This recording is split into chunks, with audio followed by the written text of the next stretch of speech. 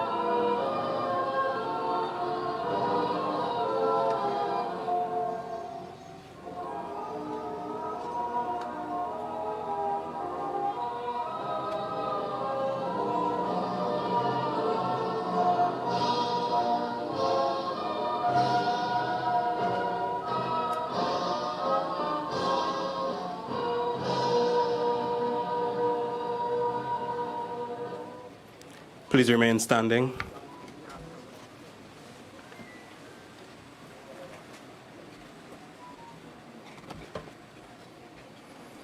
Namaste. Salam, good afternoon.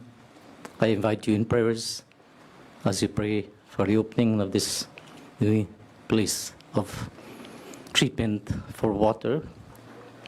Om Ekadantaye vidmahi Vakratundaye dhimahi Tanudante prachodayate. Om Gananang Tva Ganapati Gwangavamahe Priyanang Tva Priyapati Gwangavamahe Nirinang Tva Niripati Gwangavamahe Vaso Mamam Hamajani Garbadang Atmajasi Garbadang. Om Gita Ganga Gayatri Sita Satya Saraswati Brahmvidya Brahmbali Trisanna Mukti Tidayani Hari Om Shanti Shanti Shanti Hari Om.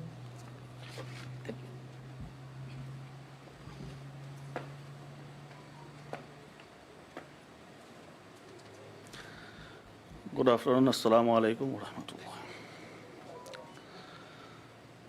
أعوذ بالله من الشيطان الرجيم بسم الله الرحمن الرحيم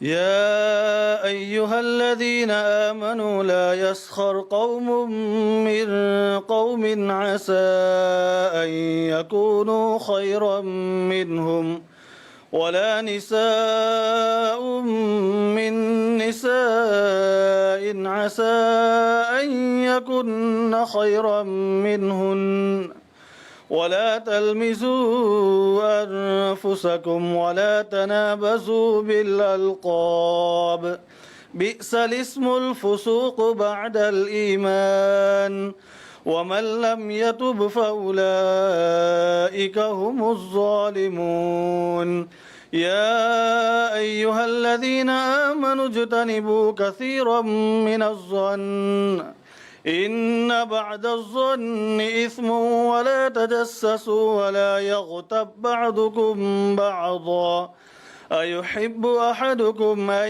يأكل لحم أخيه ميتا فكرهتموه واتقوا الله إن الله تواب رحيم بسم الله الرحمن الرحيم اللهم صل على سيدنا محمد وعلى آل سيدنا محمد وبارك وسلم اللهم لك الحمد كله ولك الشكر كله بيدك الخير كله وإليك يرجع الأمر كله اللهم لا نحصي ثناء عليك وأنت كما أثنيت على نفسك يا رب لك الحمد كما ينبغي لجلال وجهك وعظيم سلطانك اللهم أنت خلقتنا وأنت تهدينا وأنت تطعمنا وأنت تسقينا وأنت تميتنا وأنت تحيينا اللهم ربنا آتنا في الدنيا حسنة وفي الآخرة حسنة وقنا عذاب النار اللهم ربنا لا تزغ قلوبنا بعد إذ هديتنا وهب لنا من لدنك رحمة إنك أنت الوهاب اللهم إنا نجعلك في نحورهم ونعوذ بك من شرورهم اللهم إنا نسألك الهدى والتقى والعفاف والغنى جزا الله أن محمدا صلى الله عليه وسلم ما هو أهله سبحان ربك رب العزة عما يصفون وسلام على المرسلين والحمد لله رب العالمين برحمتك.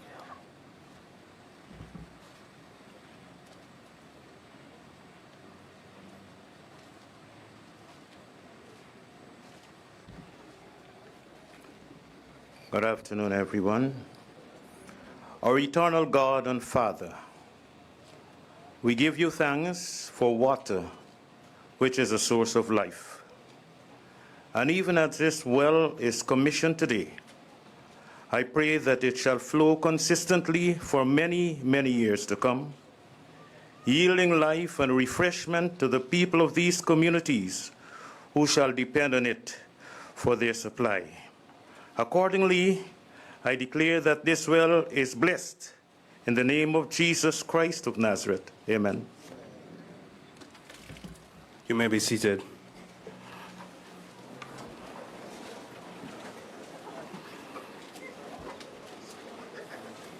His Excellency Dr. Mohammed Irfan Ali, President of the Cooperative Republic of Guyana, Honorable Colin Crowell, Minister of Housing and Water, Honorable Suzanne Rodriguez, Minister within the Ministry of Housing and Water, Honorable Kwame McCoy, Minister within the Office of the Prime Minister with responsibility for public affairs, members of Parliament present today, executives from the Guyana Water Incorporated, ladies and gentlemen, members of the media, all, a pleasant good afternoon to you.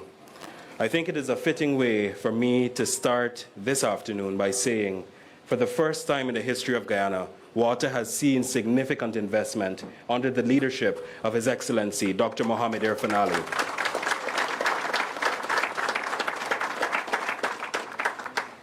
It is my distinct honor to welcome all of you to this momentous occasion as we commission the Caledonia water treatment plant, a testament to Guyana's unwavering commitment to providing sustainable and reliable access to clean and potable water. This project reflects the visionary leadership of His Excellency President Ali and the government's dedication to improving the quality of life for citizens while addressing our country's growing water demands. The Caledonia water treatment plant stands as a beacon of progress, innovation, and investment in our nation's future. Today we celebrate more than just a facility. We celebrate the realization of a promise to communities, the strengthening of Guyana's infrastructure, and a step forward in fulfilling our goal of universal access to potable water by the end of 2025. Let us take a moment to reflect on the hard work and collaboration that brought us here today. GWI's team, government agencies, and our partners, the contractors, all responsible for this facility that we are in here today. Your contributions have made this achievement possible. As we prepare to officially inaugurate this state-of-the-art facility, let us look to the future, one where Guyanese, regardless of location, has access to safe and dependable water. Thank you for joining us at this transformative journey. As we get started on today's program, I want to welcome to the podium for brief remarks, contractor from Sigma Engineers Limited, Dr. Tamjeed Rahman.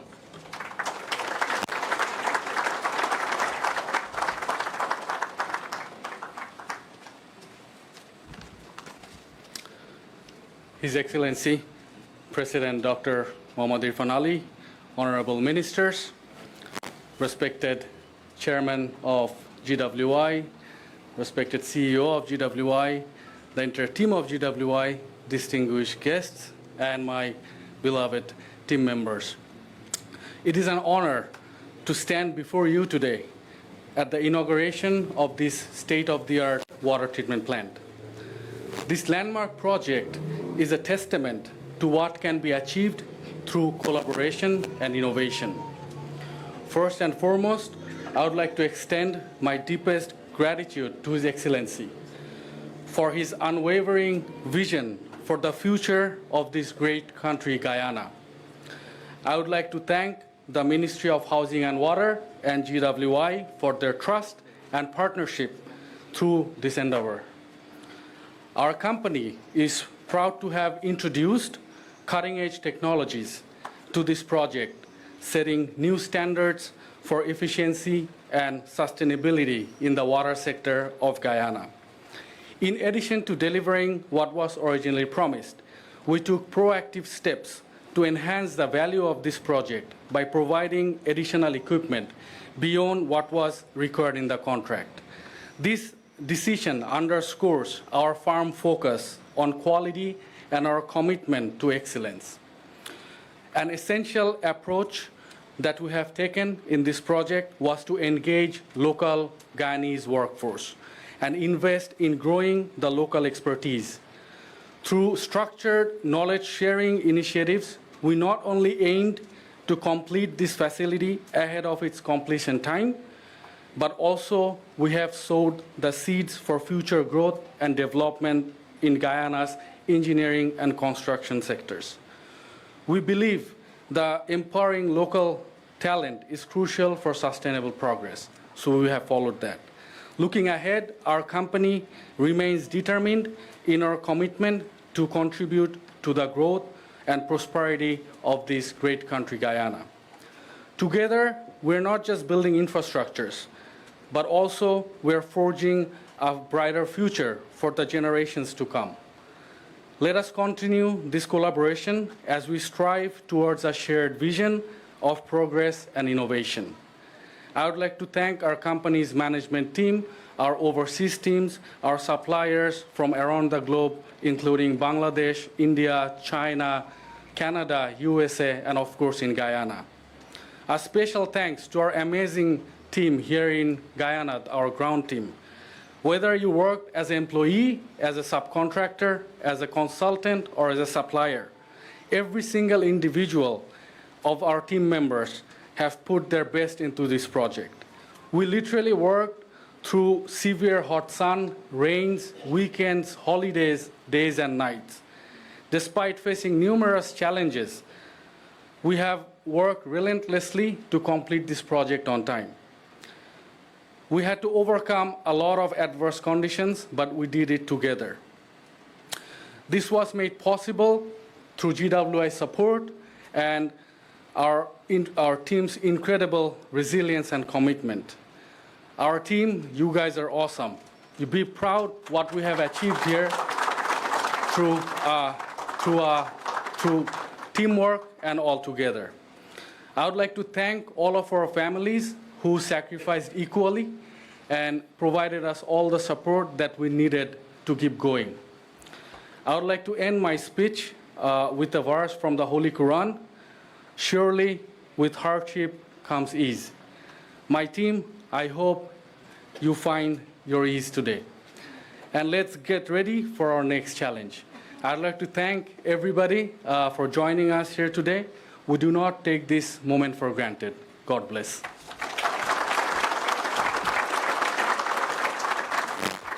Thank you, Dr. Rahman, for those remarks. I know that the entire team from Sigma, they've been around the clock working hard to make this facility ready for today. So I think they deserve another round of applause for the tremendous work that they have put into this facility.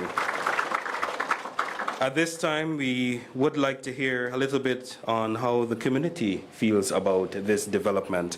So Ms. Shanaz Rahat, the Good Success Caledonia NDC chairperson, will give us a few remarks.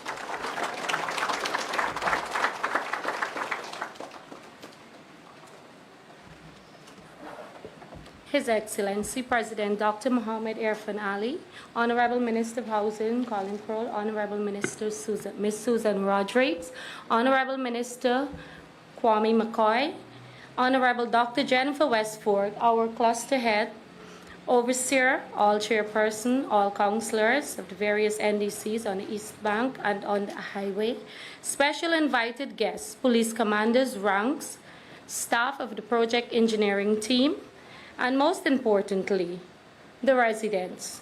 As the chairwoman of the NDC, it gives me great pleasure in participating in this life improvement government infrastructure activity. Words cannot explain my gratitude. Being the recipient of this modern state-of-the-art water treatment, our prayers have truly been answered. Mr. President, on behalf of the residents of the Caledonia to good success, I would like to say a big thank you to you, and it's my hope that our community will benefit from many more life improvement infrastructure projects. I must say, we expect this in the future. Well, of course, during your next 5-year reign. Thank you.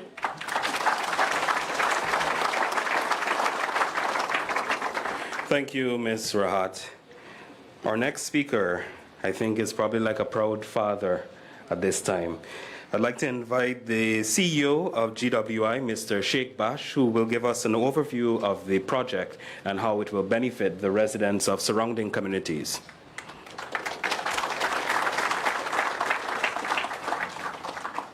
Thank you very much, Travis. His Excellency Dr. Mohammed Irfan Ali, Ministers of the Government, Board of Directors of GWI, Chairman and Board of Directors, and management and staff of GWI who are present here today. Also, the Sigma team, Mr. Tamjeed and the Sigma team, and all you who are present here today. And this commissioning of the water treatment plant at Caledonia, which is a significant and symbolic occasion. Why I say this is because this is just the beginning of things to come over the next 3 to 4 months. Things are really accelerating because the government set a target of 90% treated water for the coastal population by 2025. But we will beat that time. By the middle of this year, I would say by the end of June, very likely we would have achieved that target.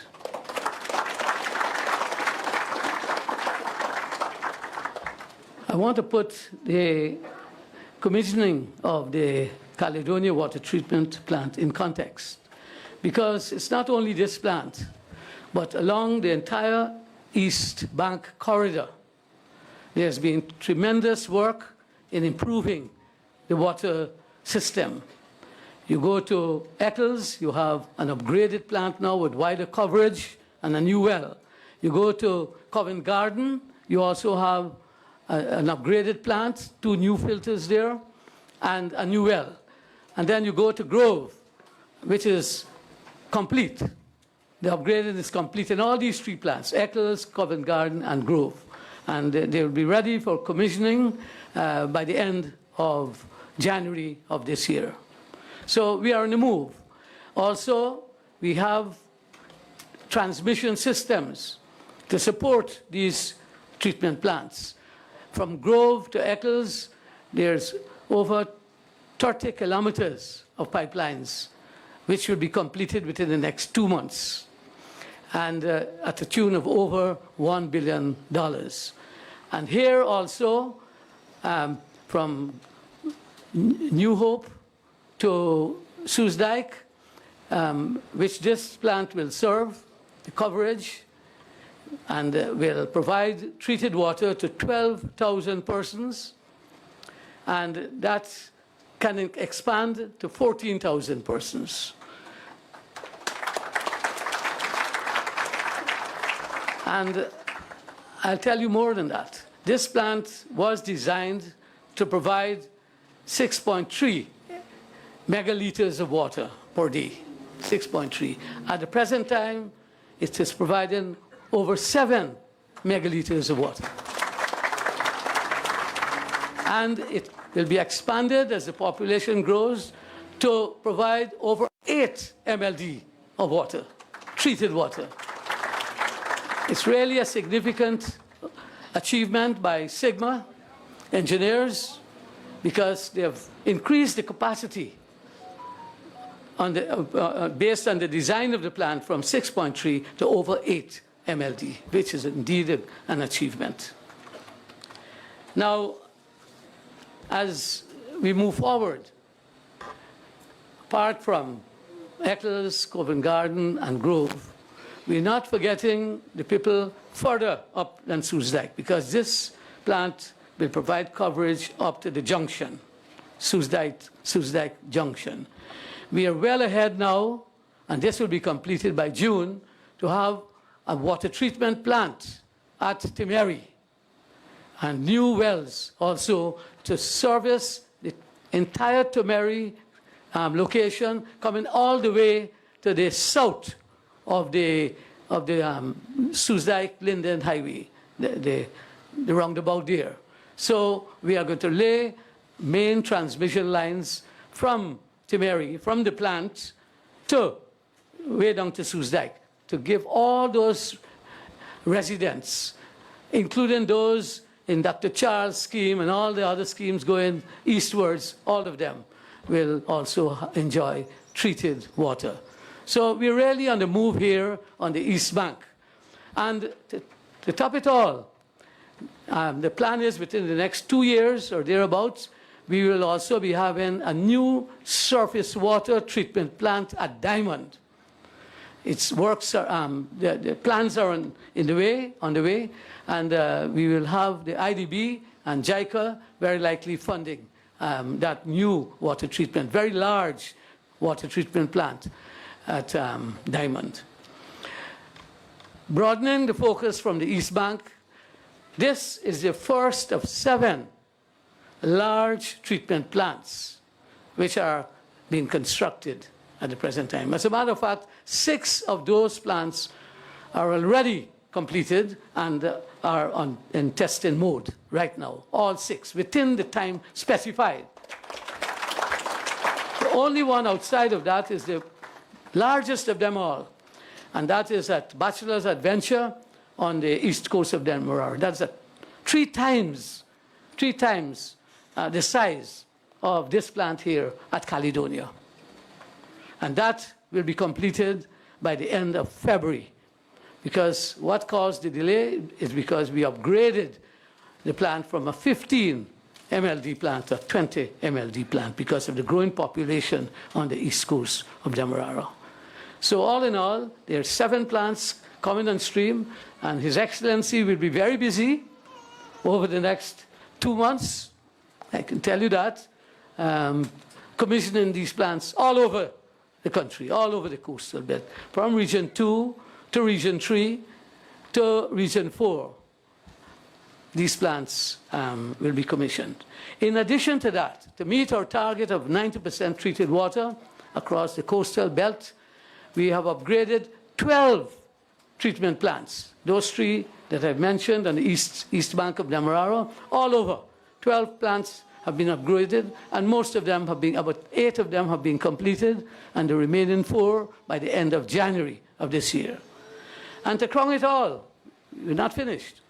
We also have 18 small plants, what we call inline treatment plants, in the villages across the coastal belt, because that was necessary to achieve the 90% target. And already we have 1 plant already installed at Sparanam, the other plant already installed, small treatment plant at Farm in the Maikoni area. I was there about 3 weeks ago, and the people are so elated because we are still testing that plant out, and the quality of the water was so good that some people began to drink the water at Farm and the surrounding villages at Farm. Also, the Weldad, 1 treatment plant, a small one at Weldad, will be ready for commissioning by the end of this month. It has been installed at this time and will be tested. So you can see that His Excellency will indeed have, will be moving across the coastal belt, commissioning these plants, which will benefit so many Guyanese, 90% of the coastal population. And the people have expressed their concern over the last 3 years or more than that about the quality of the water which is coming out. Don't forget, it's coming from the aquifer, high iron content. So essentially, these plants are iron removal plants. And at this plant here, I was informed that we have exceeded by far the WHO standard, far below the WHO standard, which is 0.03 iron mg per liter. And this plant is achieving 0.01 iron content. So at the end of the ceremony here, I can assure you, we have enough cups here. You can drink the water, pure water coming from this plant here. I would like to see, because the sun is very hot today, and we plan for you to drink this water here. And no longer the vision, the mission of GWI right now is to ensure that across the coastal belt over the next 2 to 3 years, if not immediately in some cases, you can drink the water from the taps. To be pure, treated, safe water for you, the people of Guyana. Now, something more about the Caledonia treatment plant. It's a state-of-the-art facility, as was mentioned before, constructed by Sigma engineers of Bangladesh. They are constructing 3 of the treatment plants. This one here, Caledonia, one at Cummins Lodge, which is ready also, and the one at Bachelor's Adventure. Now, this plant is equipped with a power generator, which means a large power generator just to the south of that building there, going there, right there. And what it will do is to provide water security even when there is electricity outages. So we have planned that for all the 7 plants. Huge power generators have been installed to provide a 24-hour service uninterrupted. Again, the disinfection system here is one called pristine water hypochlorite generator, using what we call as the sodium chloride to treat the water, to disinfect the water, or common cooking salt. This is what we are using here, which will save GWI and the government of Guyana millions and millions of dollars, because right now we're importing chlorine to disinfect the water. It's coming all the way from Turkey, from India, and so on. So we did a lot of research at GWI. We have a strong research and development team, and we have moved to chlorinate, to ensure that the water is disinfected with the common salt, which is huge savings and very cheap. So here in the plant, you have 3 filters, 2 MLD filters at the western end, and you have also a contact tank, which we call a contact tank, which initiates the treating process for the water. And then you have the 2 large storage facility, glass-fused storage facilities there, ensuring adequate amount of water is available for peak hours also. So a lot of things are being done. And the PSI, that is the pressure that will be provided to the residents here, will be not less than 8 PSI, which is equivalent to about 16 feet of water. When we activate the entire transmission network, because we have large, you will see it just now, large booster pumps installed here already to push the water through huge transmission system, 16-inch transmission mains, running all the way. It will run all the way from New Hope to Soesdijk. So these are all very, very important factors. Now, the total investment for this project here, including for the plant is 700 million Guyana dollars. And for the plant and the transmission system and the other structures, it will be $1.6 billion, or 133,000 per capita. Now, as I conclude, I want to state that the GWI took on the mandate set by the government. And we have set up a strong project execution unit, and they have performed. They worked closely with the contractors for all the plants, and they have delivered. And it's a plus for GWI, I would say. We've brought in these plants in record time, as you heard Mr. Tamjid saying, within the contract period, and so on. So we have done this at a very low cost, because when you bring in the banks to fund these projects, you have to get a supervisory consultancy, and this is very costly. And we have been able to bring in this plant here at a very, very low cost, I can assure you. And we've built capacity here at GWI. However, as we move forward, we would need to ensure the maintenance. The operational efficiency is second to none of these plants, including the one here, and the maintenance and training of our people, the staff here at GWI. And to that extent, we are now exploring a proposal will be put to the government to look at a technical support contract to help GWI to ensure these plants and these facilities and these assets of the people of Guyana are maintained very, very efficiently. Thank you very much. Thank you, Mr. Bosch, for that overview of all the development that has been happening here at Caledonia, and not only here, but across the country, how the water sector is moving. At this time, we take a bit of an interlude to hear a special poem that was curated from a student of the Craig Primary School. And the two persons that will recite it is Varshini Diosaran and Shazad Alikok. This poem is entitled Water, Water Everywhere. Let's give it up for them.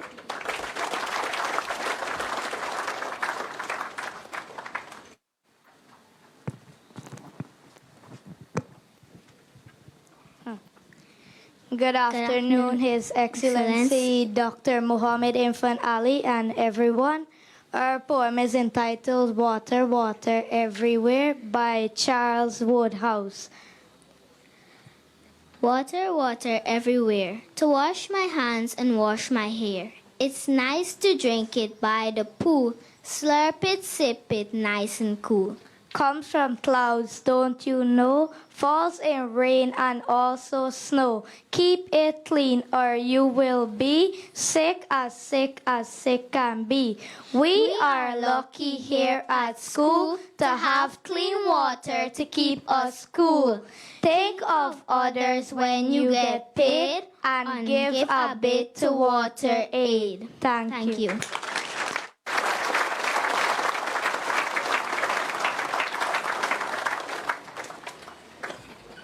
I like the end of that. Think a little when you get paid. Give it to Water Aid. Before I introduce our next speaker that will deliver remarks, I want to recognize our board of directors from the GWI. So if we can have them stand so we can recognize them, some of our directors that are here today. Don't be shy. Yes, these are some of the persons that are, behind all that is happening, the late nights, and the chairman, Mr. Ramesh Duku. So I just wanted to recognize our board of directors. Thank you. Welcome. It gives me great pleasure to introduce our next speaker, the Honorable Minister of Housing and Water, Colin Crowell, as he delivers remarks here today.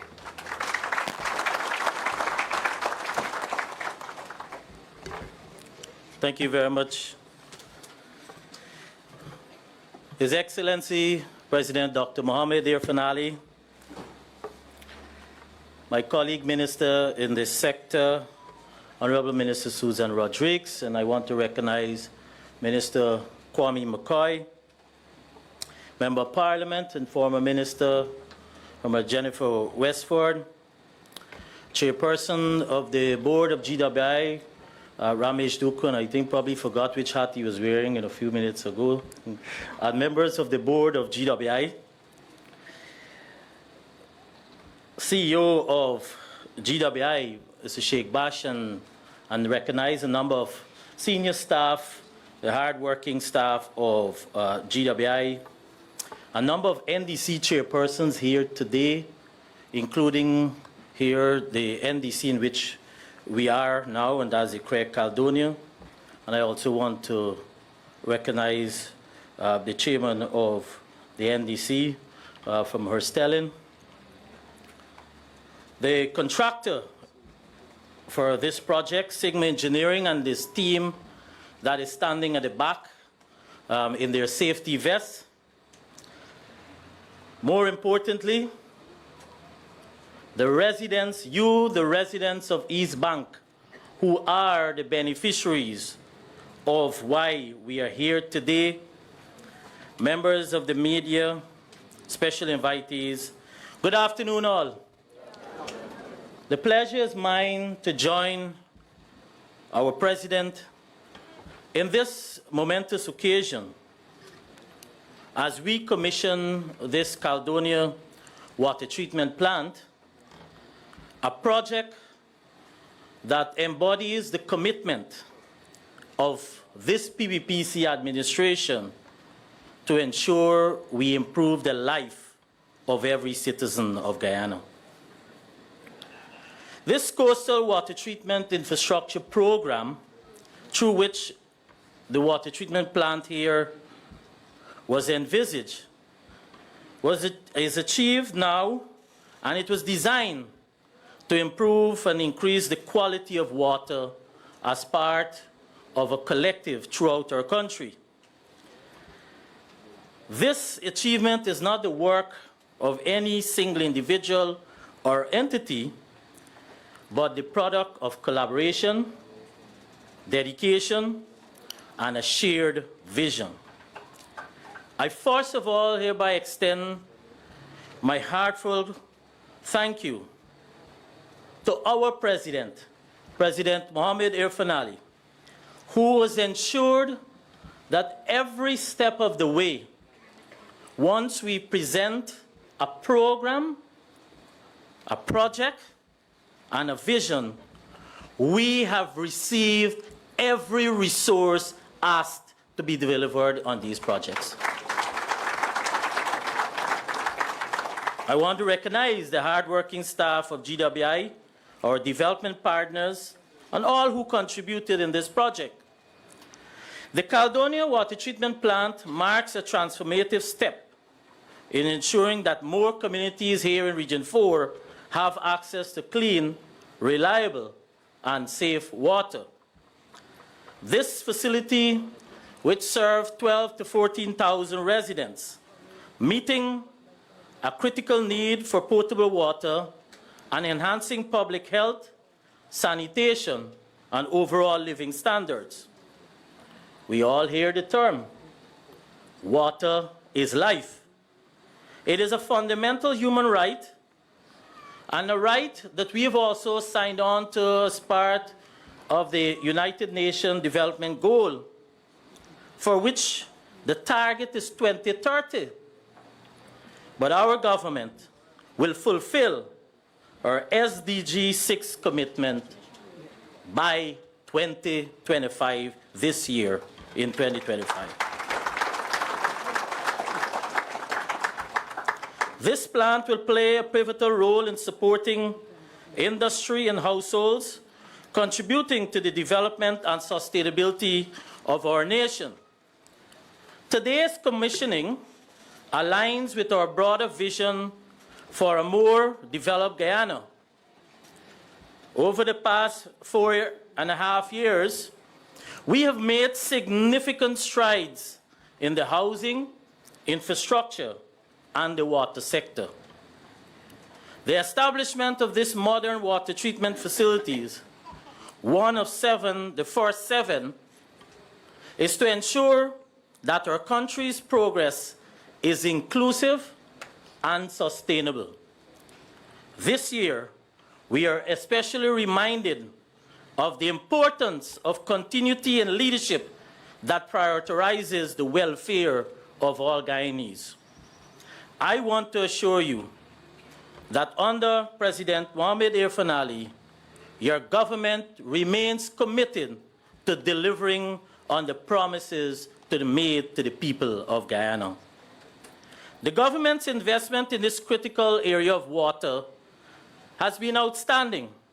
And I'm pleased to let you know, on the other hand, in terms of the housing sector, while we have been able to commit over 40,300 house lots, and the beneficiaries are thousands of Guyanese who are now able to build their own home, similarly in the water sector, the total investment in 4 years is over $50 billion. In fact, on last year's investment, it is twice the total investment in the water sector on the APNU AFC period 2015 to 2020. Last year alone, we doubled that amount, and we invested over $23 billion in the water sector for 2024. We therefore believe in action, not just words, and this plant is proof of what can be accomplished with contributions, commitment, and hard work. As I speak, as part of the Region 4 program, or the entire coastline, I should say, we have, in 4 years, drilled or nearing completion 28 coastline wells. 3 of those for the Caledonia here and the Grove. The actual drilling is complete, but the final development is happening and will be completed in a week time. And we have just commenced one at Block 5 at Grove in the new housing area. But the programs and the initiatives that the CEO outlined of what the current coastline program entails speaks towards a first phase. Because as I just mentioned to you of what has happened in the housing sector, and this current program caters for the existing occupancy, we therefore have embarked on the phase 2. And note I've said have embarked because the first draft of that program has been discussed because GWI cannot prepare the program in isolation. And so that has to be done in conjunction with CHPA. The first draft is already complete, and very shortly that will be presented firstly to Cabinet, where we are looking at the phase 2, which takes on board all of the current new housing developments, the over 60-something new housing areas that we have developed under this PBPC tenure.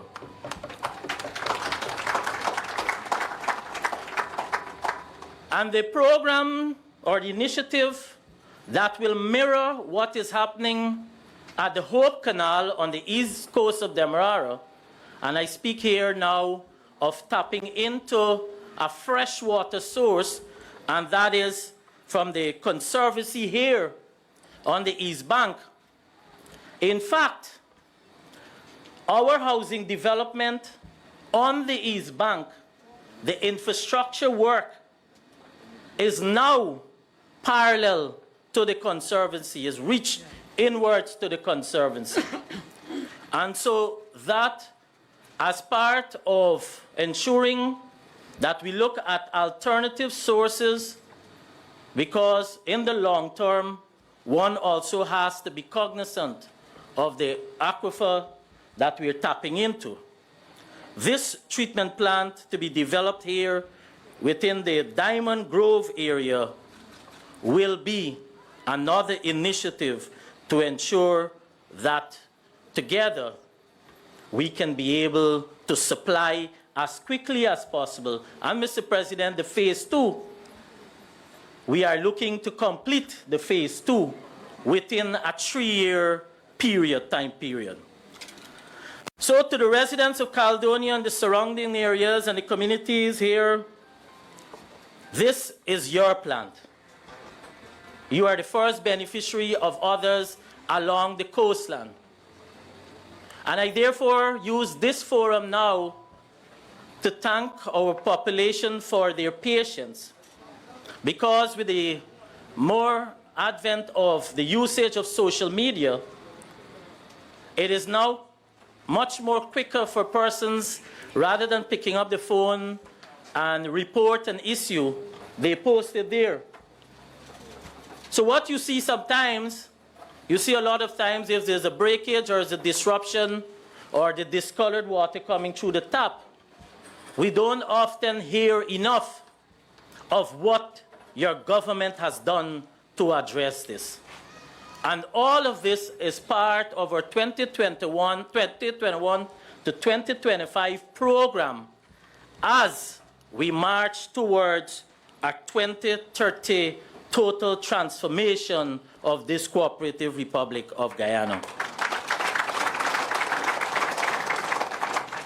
So in closing, because I know you want to hear our president, let me reiterate that this is only the beginning.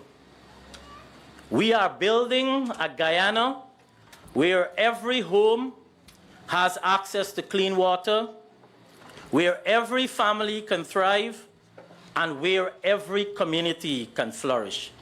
Together, we will continue to move forward, creating a stronger, more united, and a prosperous nation under one Guyana. Thank you, and may God bless you all.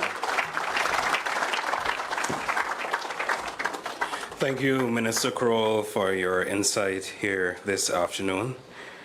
The next item on our program, it was actually intended to be a duet, but at rehearsals, when Mr. David heard me sing, he said he doesn't think he can afford to pay me.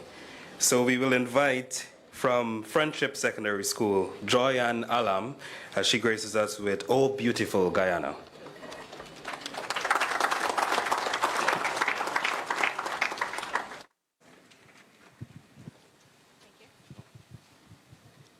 Good afternoon, His Excellency and everyone. My song is entitled Oh Beautiful Guyana.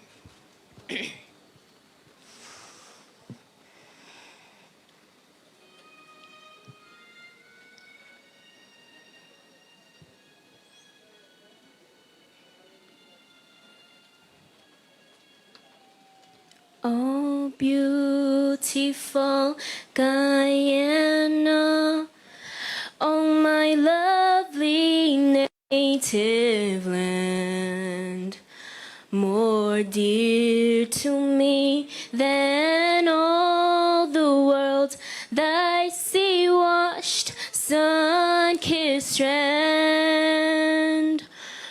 Oh, down upon the boards, looking out upon the deep, the great Atlantic blown into a fury, or asleep. At morn, at noon, or better in the crimson sunset's glow, I love thee, oh, I love thee. Thank you.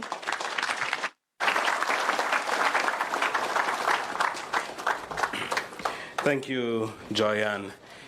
Just before I introduce His Excellency for the featured our keynote address this afternoon, we have a short video that was curated that I would like everyone to bear witness, including those joining us online. This shows what this water treatment plant looked like before this entire facelift or this entire revamp. And a key thing to note, it's since 1971, right, Mr. Vash, that there was a well here, so it has been serving since 1971. But nevertheless, we treat you to a video. For those who might not be able to see it clearly, it will be on the Guyana Water Incorporated's Facebook page, as well as the Ministry of Housing and Water. So do enjoy this.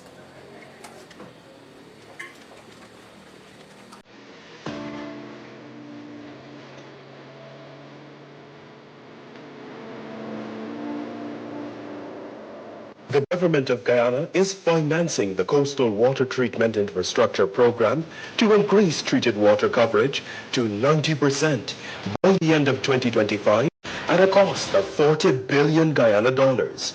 The Coastal Water Treatment Infrastructure Program is currently constructing 7 new large water treatment plants, 18 small plants, upgrading 12 existing plants, and installing 200 kilometers of transmission mains to improve water quality, continuity of service, and level of service in regions 2, 3, 4, 5, and 6. The Caledonia water treatment plant is one of 3 new plants constructed in Region 4. This plant is designed to treat 8 million liters of water per day. The site was first developed as a water treatment facility in 1971 with support from USAID. The Caledonia water treatment plant is a state-of-the-art facility which has new and improved methods of iron removal.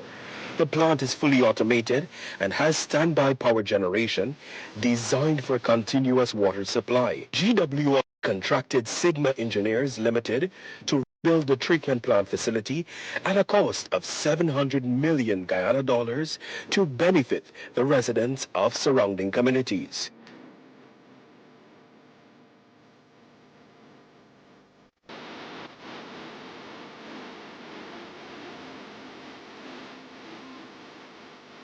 All right, so there you have it, Caledonia water treatment plant.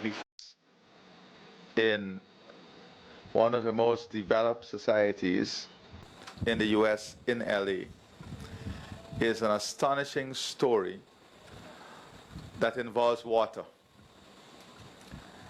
The entire narrative and discourse on this fire is how was water managed, conserved, reserved, and used in this disaster. For a matter of fact, from all that is being said, a major part of that investigation would be on how the water was managed and utilized. And we sometimes are not aware of our own challenges. But last year, we responded to hundreds of wildfires all across Guyana. At a time when we were going through a long, dry spell. The conditions were exactly the same as you see. A lot of dry vegetation on the ground. And our firefighters, our men and women in uniform, our joint services, responded to hundreds of fires. And I want to thank them because they avoided many disasters in those responses. Many nights we received call right from the East Bank in relation to the proximity of those, we describe them as bushfire, grass fire, to communities. We responded in hinterland communities. At one stage, the crisis was so intense that we sought help from neighboring Brazil to quell the flames in our forests. So, water resource management is not only about treated water and drinking water for the population. It is about ensuring we have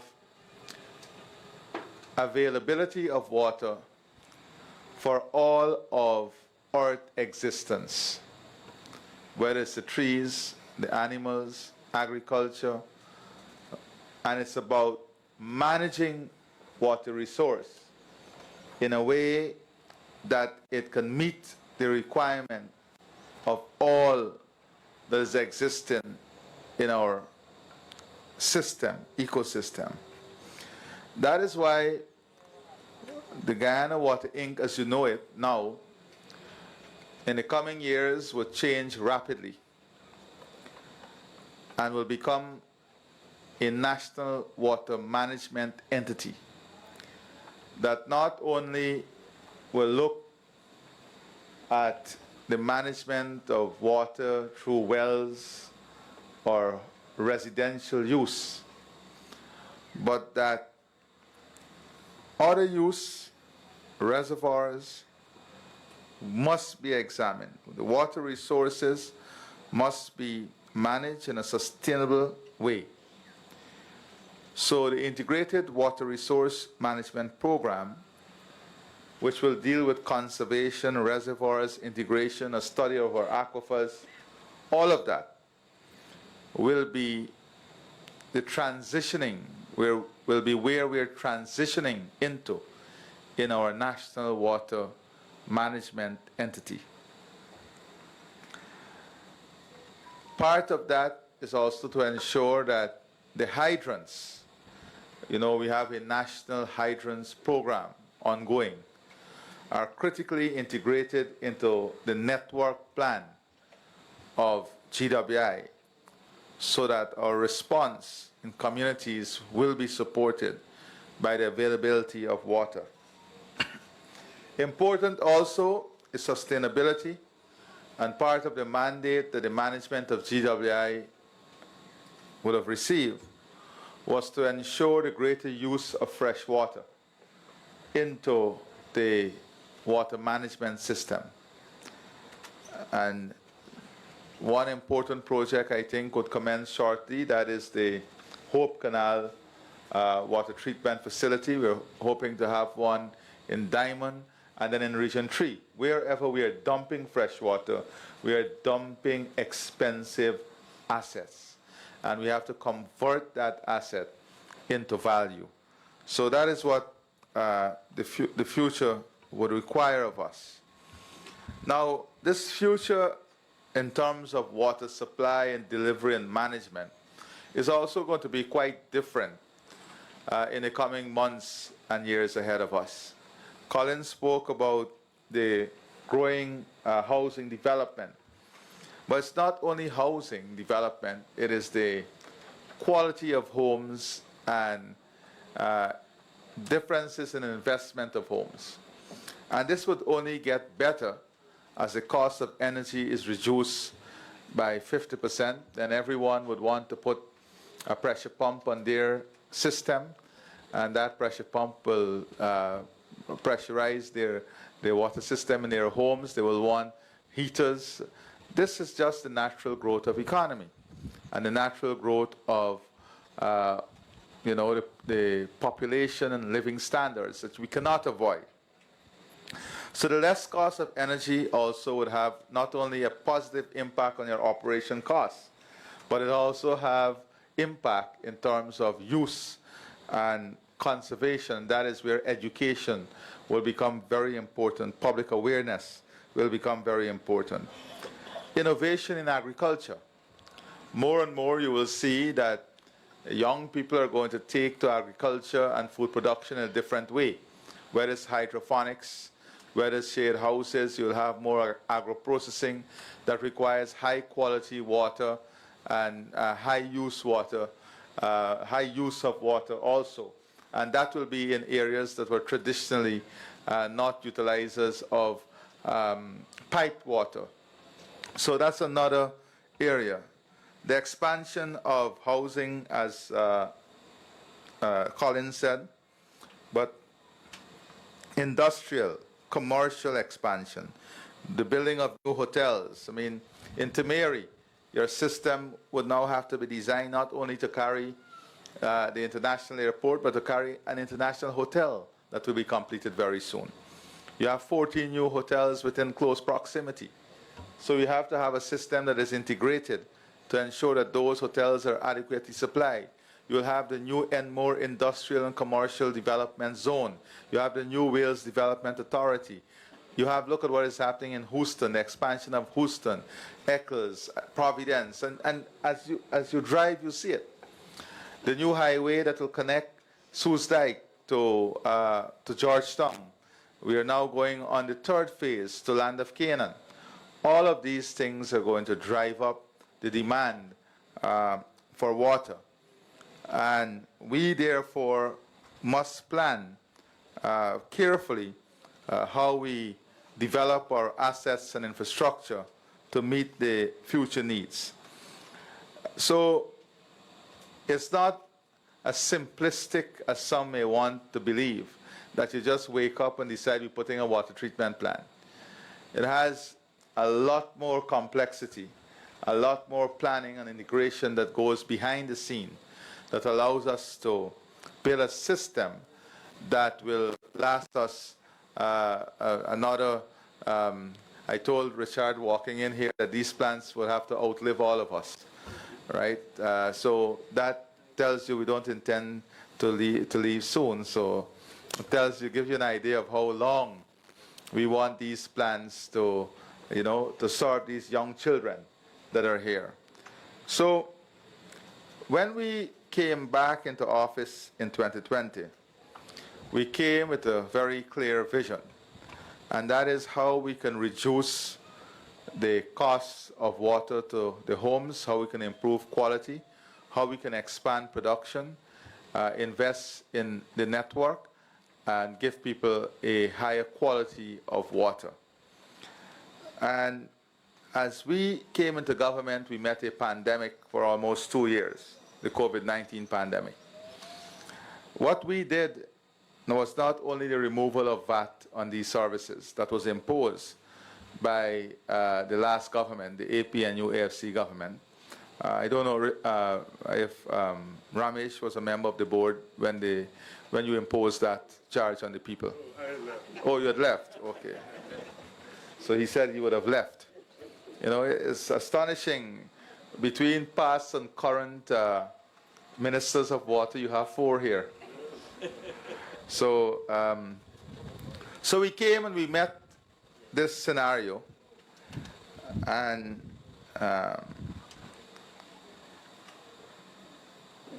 we did something that shocked the world. We reduced the cost of water, the tariff, water tariff. Not only did we remove taxes, but we reduced water tariff by 5%. That would have saved consumers more than $260 million annually. And that was in keeping with initiatives to cushion the impact of the pandemic. But we never returned that reduction. We kept that reduction when we came into office up to now, that $260 million that we give back to consumers annually. And guess what? Aubrey, I was shocked that you were part of the management that removed the subsidies that we give pensioners. You know, Aubrey was one of the champions, himself and Marlon and Jailal, who worked with me, and you know, and they were very strong. We should give pensioners the subsidy. And as soon as I left office, these guys reintroduced the subsidy. They had no part in that, I can assure you. They were just carrying out policies of the then government. Right, Aubrey? So we were very happy also that we reintroduced the subsidies for pensioners. And sometimes these things are easily forgotten. Easily forgotten. The subsidies that we placed there without oil. With oil under the last government was removed. We came back in office, we reintroduced those subsidies. We invested over $65 billion in the water sector in the last 4 years. We've increased access to the supply of potable water to about 98.3% of the population. And I'm not going to go through all the projects that we have invested in to make this possible. I think between the minister and Sheikh, they would have adequately covered those grounds. But when you listen to the story, sometimes we forget the starting point. And I want to retract a bit and position ourselves back at the starting point in 1992. It's going to be a quick journey. When we came into office in 1992, that is the People's Progressive Party, every single international report and study pointed to water as a major disaster, pointed to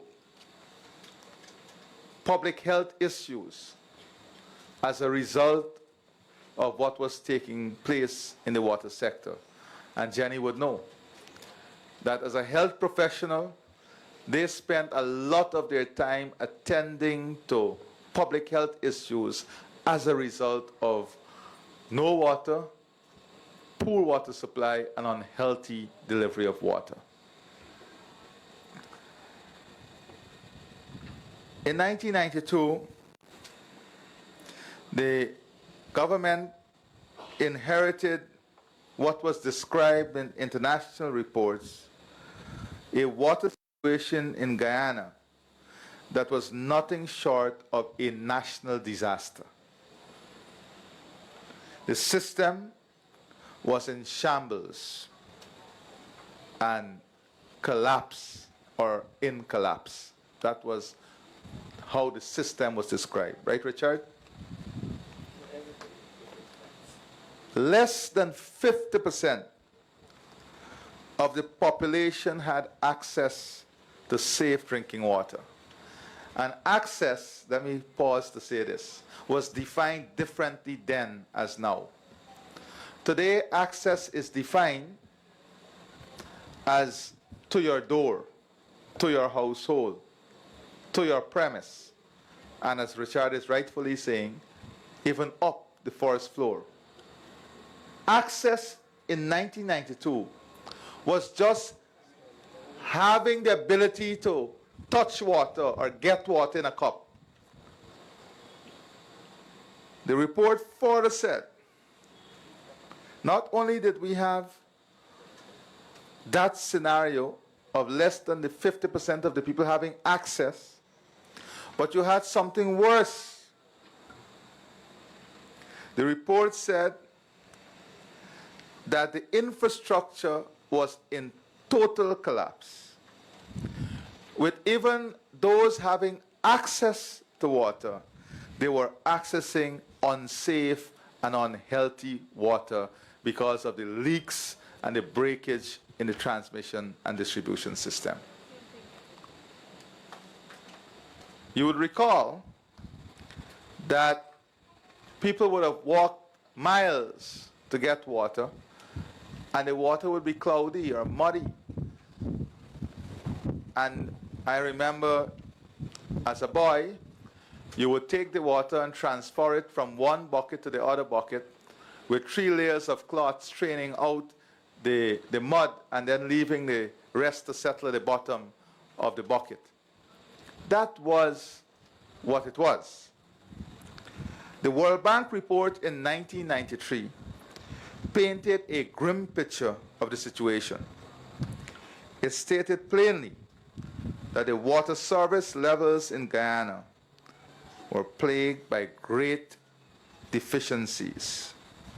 Almost all the pumping stations and distribution networks were either approaching collapse or had already failed. That is the international report. This is after 28 years of government by the PNC, now APNU AFC. And we had a reminder of failed policy and failed government between 2015 and 2020, when the subsidies were removed, when VAT was added. And we mentioned before, both the chair of the board, Sheikh, and I think Richard, I heard you commented on this, that in 2020, what we found was that the maintenance of the system had completely collapsed. Leakages. The entire system was plagued with leakages. We had to go back and fix all of that transmission system. Preventive maintenance was practically non-existent. We had chronic shortage of spare parts and supplies to fixing anything. That was the World Bank report. This, of course, posed serious health threat. Contaminated water often seep back into the system, threatening and destroying the health system of the country. Those are international reports. Lives of many women and children were spent fetching and storing water in every conceivable container. Citizens had in some cases walked miles just to fetch water, carrying heavy buckets or drums or carts. For most, this was their daily reality. These young children today would grow up in a different environment. They would not have experienced this. And that is what development should be, to avoid successive generations experiencing the failures of the past. And that is what public policy is about.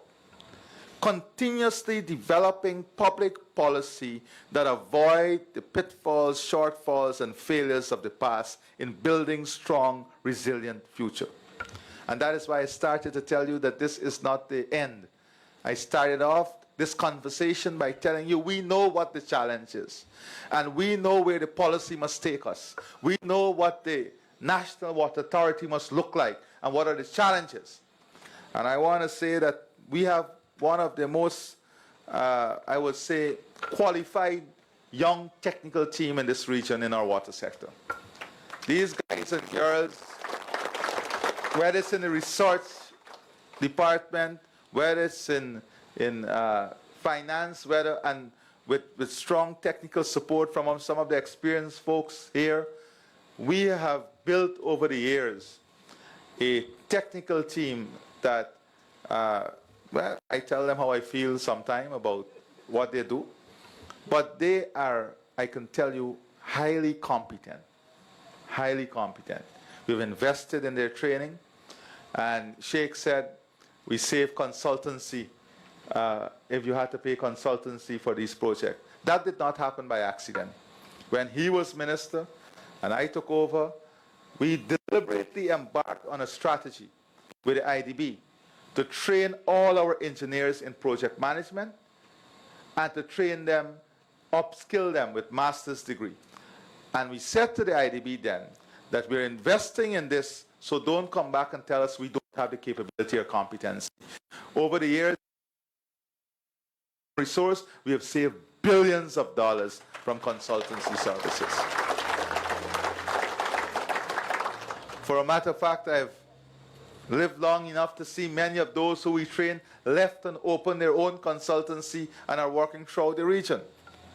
And even those who are threatening to look at business opportunity now, I told them they better hold their horses. This is not the time to shy away from challenge.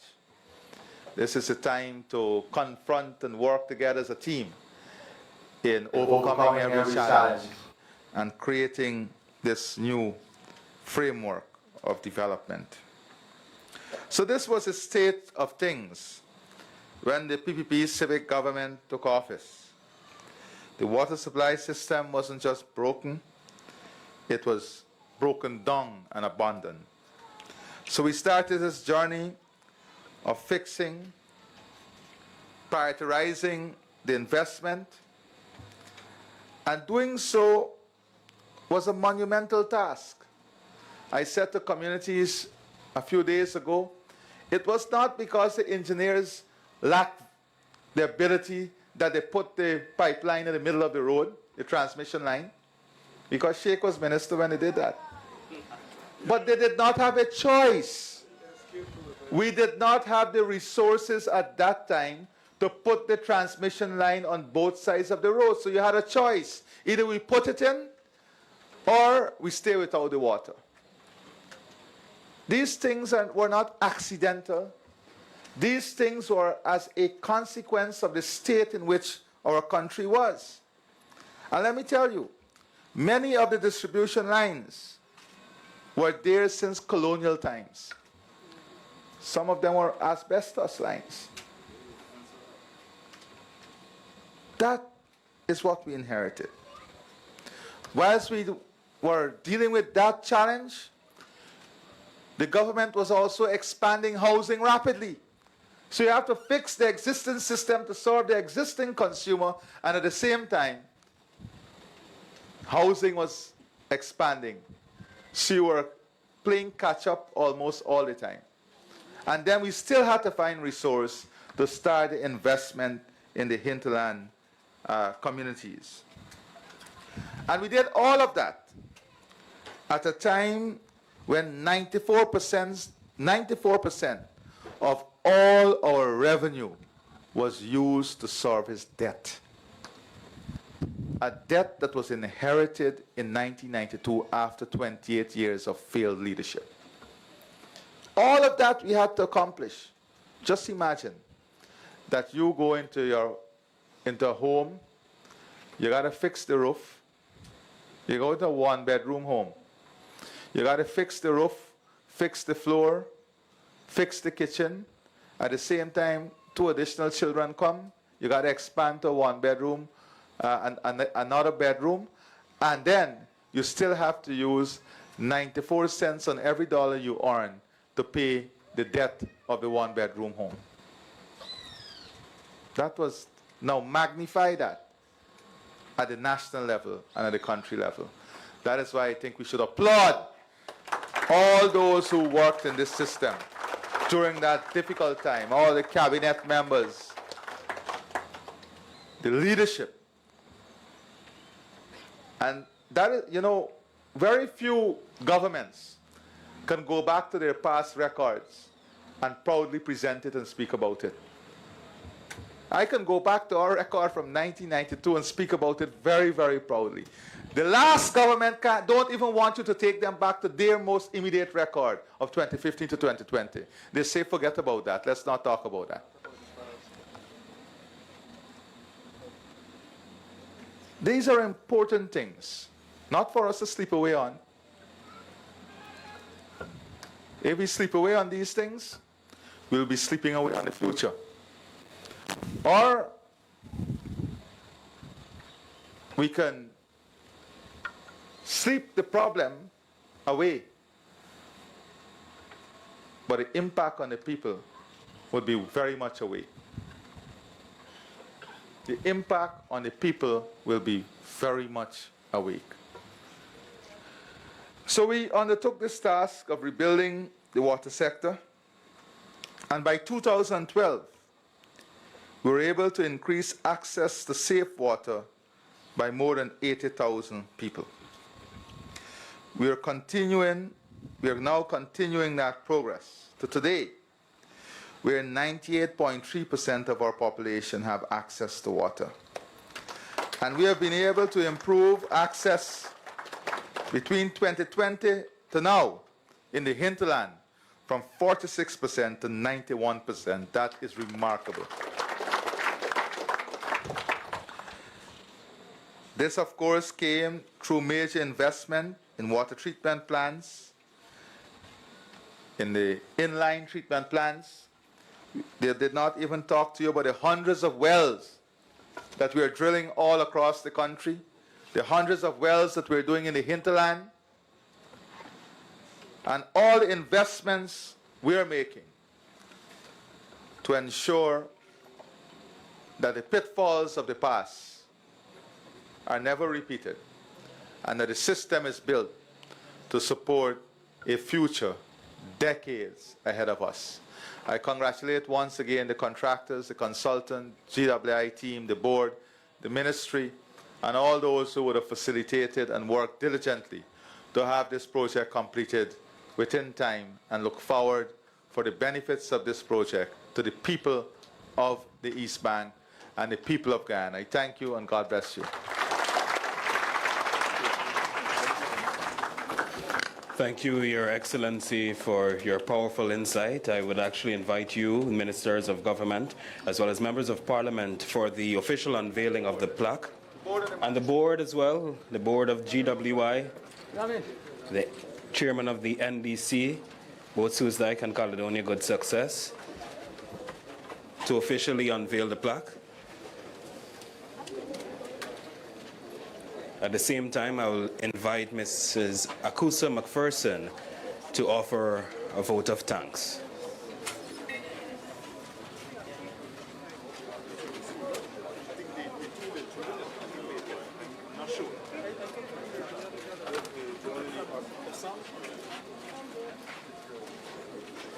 The girl son, the little girl listening, how she got the chicken. No, they don't announce it.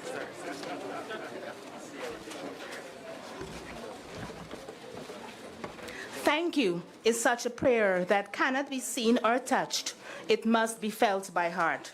I feel honored and privileged to have the opportunity to propose a vote of thanks on this auspicious occasion. I would like to thank all the honorable guests who have blessed us with their presence. I am also very much thankful to all invited guest speakers. Words are not enough to thank them for committing to be here today. On behalf of the Guyana Water Incorporated and the organizing committee, I convey deep regards and hearty thanks to His Excellency Dr. Mohammed Irfan Ali, President of the Cooperative Republic of Guyana, for gracing us with his presence and delivering deep insights on developments and improvements in the water sector over the years.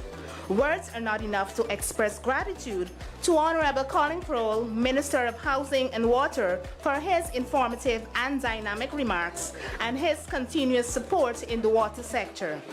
I am also thankful to GWI's CEO, Mr. Sheikh Bash, for his unwavering support and tangible contribution to today's occasion. My special thanks to the head teachers and students of the Friendship Secondary and Craig Primary Schools for their gracious presence. At this juncture, I would also like to thank the NDC chairperson that is. My sincere thanks to her for the support given at various stages. I would like to acknowledge Sigma Engineers Limited, who contributed towards the construction of this water treatment plant and significantly supported the team in planning today's event. I would also like to thank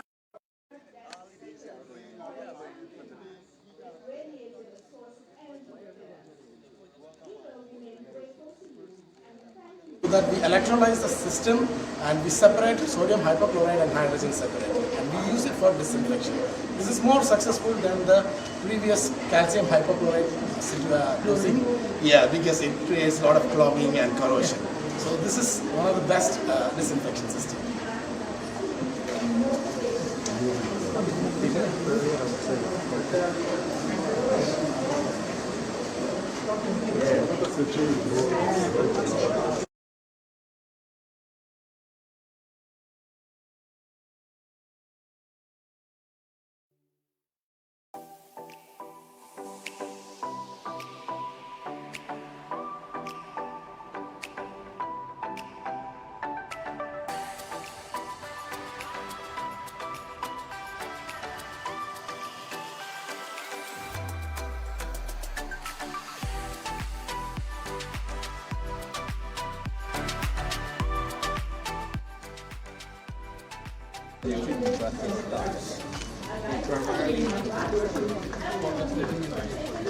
oxidized iron, the ferrite oxide,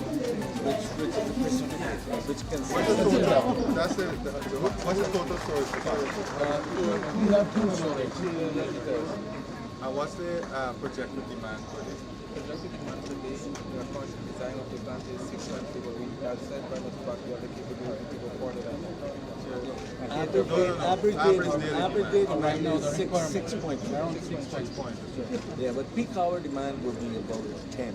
So the storage is just back up. Yeah, the storage peak hour. Peak hour. Peak hours, right? Yeah, peak hours. So when you finish the treatment, it goes directly to storage. Yeah. Goes into storage. Storage is storage. So everything goes to the system from storage. Yes. There is a retention time of 6 hours. So maximum can hold 6 hours of water. Right. This is a redundancy during the peak hours. And what is the replenishment rate? So we fill it every day. What was the replenishment rate? If the storage, If you use it, storage is 6 hours, this means every 6 hours you have to replenish. No, it's 6 hours is the retention.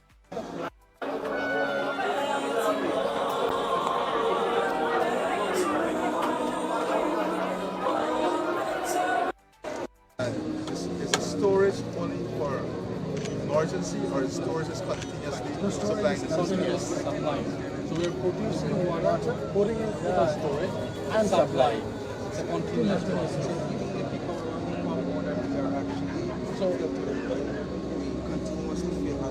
So like let's say something happens to us, we have to maintain very quickly. We still have to water supply. There won't be any interruption. Not necessarily. You don't necessarily have to. No. Because if something goes down when the tank is at half, yes, you have a minute. No. The good thing.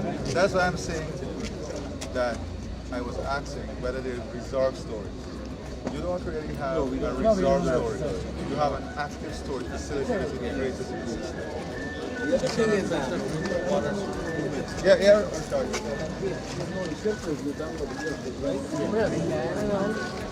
You know, filters traditionally use sand. Now we use manganese. Because manganese absorbs the iron fast and better. So now the filters are manganese and silicon. Yes. And also another thing, sir, with the manganese dioxide, it's a regenerative process because we do a pre-chlorination which regenerates the emulsion. So that means the maintenance time for this tank will be much like longer. So we don't have to replace this media like that often, but it will regenerate the media. And this is the first time in Guyana that we're using these tanks. These are what we call glass-fused steel tanks, right? There's a glass layer fused on the steel that prevent corrosion of the steel. Right? And these tanks are all glass. Mold, everything. Yeah.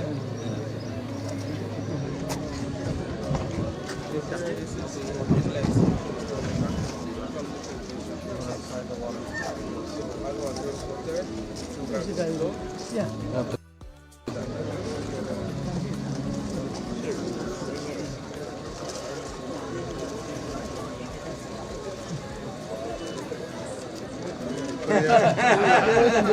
Very clear. It's better to stop water. It's very clear. Water.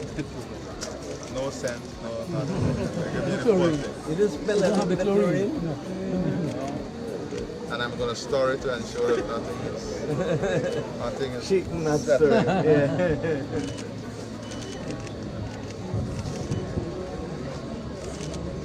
Yes. Perfect. Yeah.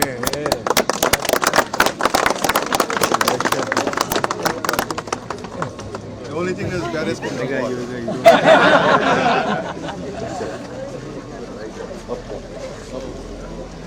Just take care. That comes over here, sir. So, Ronald, while we walk, Yeah. keep explaining what we're doing. So, from the context, Go to the definitely for hard. yeah.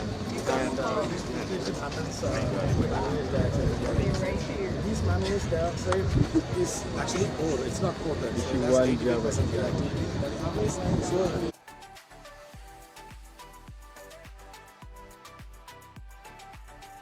And like that is 96% less than the WHO standards. Like WHO standard is 0.3. We are at 0.01. 95% more than WHO standards. So that's how we are able to achieve this. From this, we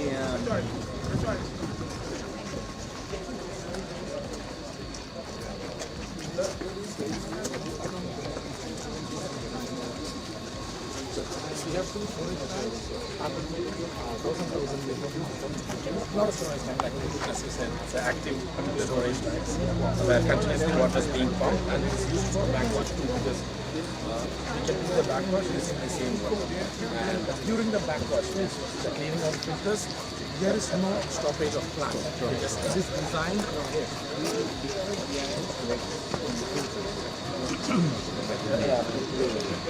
and the backwash rate is much higher than the filtration.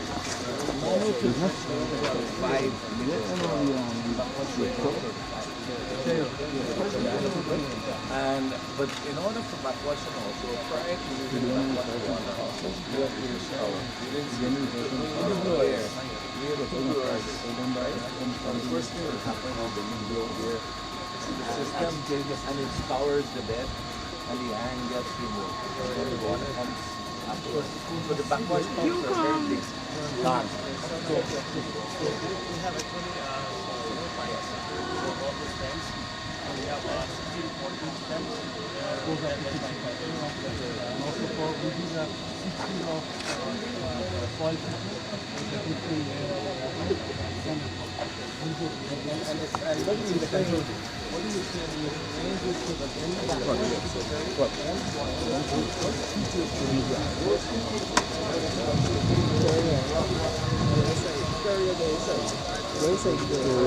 You range it to the end of the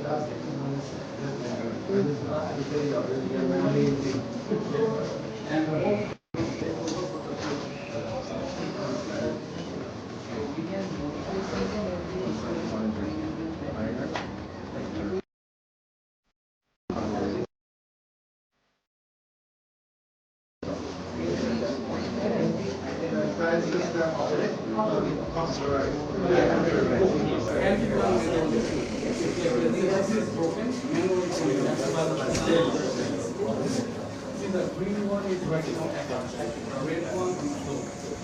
Like the operator is not really like fully focused or something like alarm starts.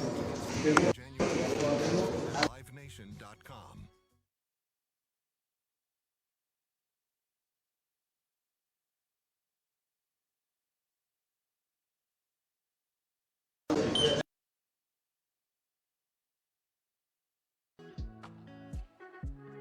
Best part is not doing what you're supposed to do.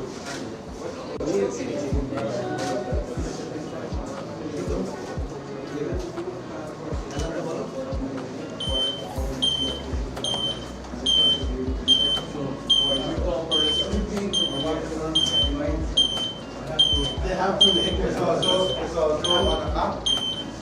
So if we have internet connected here, then anywhere from there, anywhere from there, we can operate that So once this is on site, you can operate it at that time. Unless you want to. Yes. Head office. Head office is the one. You don't need to drive from here. But there's still need Wi-Fi here. So that's another.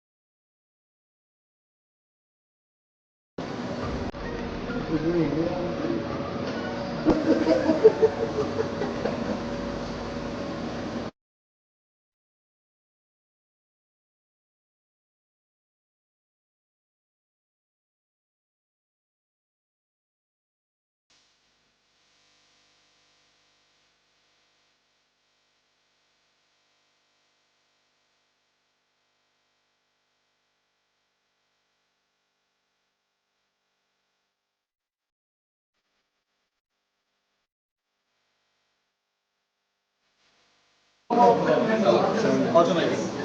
Everything is allowed. And every has an indication. You can see here fault indication, running indication, and the phase indication. And safety net. In case something goes wrong with the voltage or something, it's not going to fry the machine. It's going to break the circuit here, which you can control the And the DJ system is also automatic. If our power gets cut off, our diesel generator will automatically stop.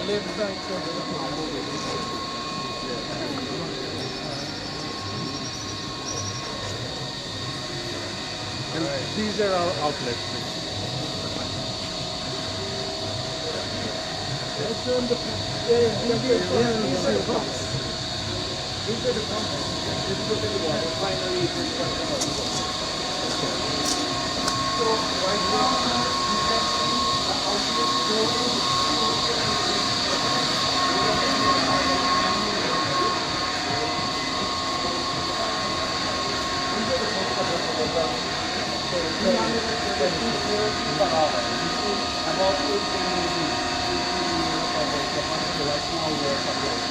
The time is 275, we are on 325.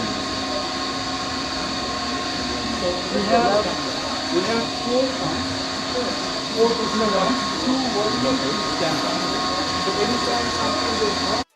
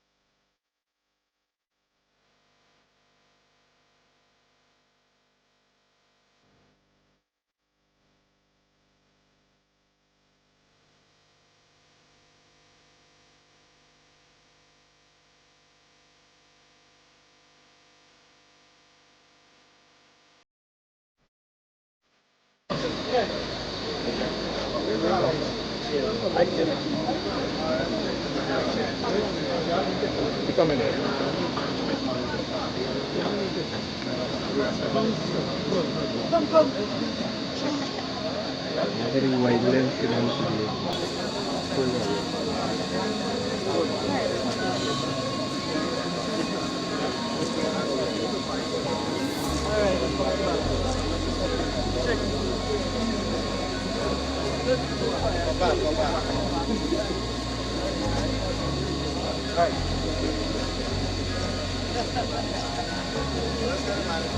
Yeah, come, understand. Yeah.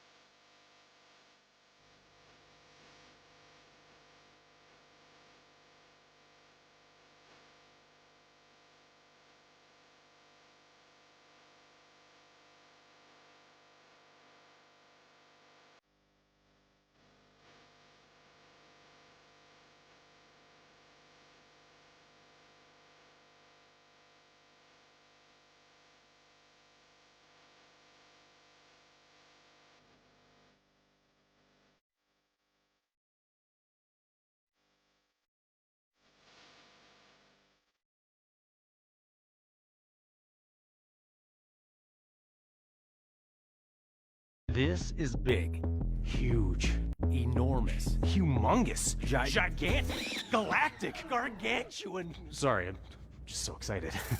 Check out these mega must-haves for, you got it, the big game. The Hisense One.